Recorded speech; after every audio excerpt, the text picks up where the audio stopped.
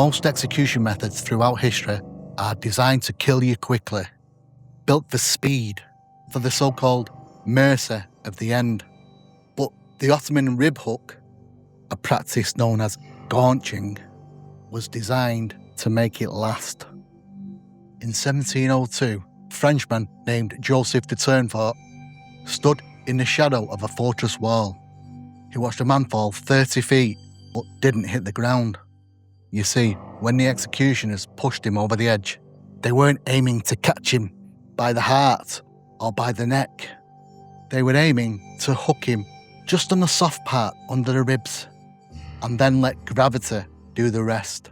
You see, the weight of the falling body drove massive, blunt iron hooks deep inside. And because they weren't sharp, they didn't just cut through.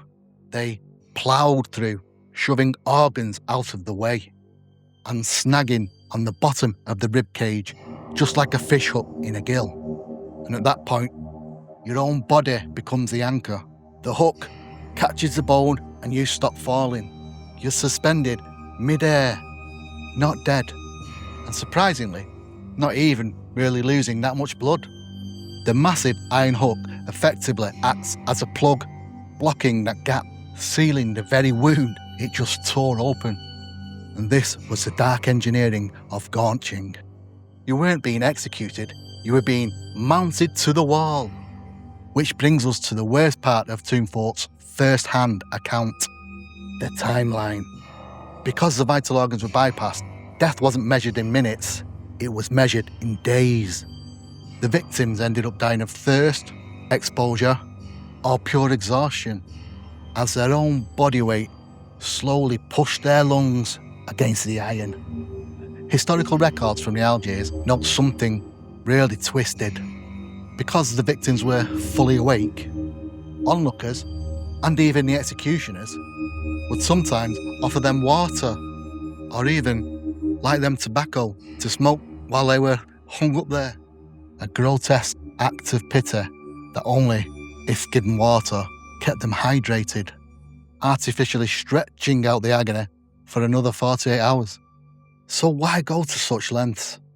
Because Gaunching wasn't just an execution, it was an advertisement. These hooks weren't hidden away. They were mounted high on the city gates, right where every merchant or traveller would pass. If you were coming to do business, the first thing you'd smell wouldn't be the spice market. It was the smell of consequence for breaking the law. A literal billboard of flesh. A person hanging there wasn't just a criminal anymore.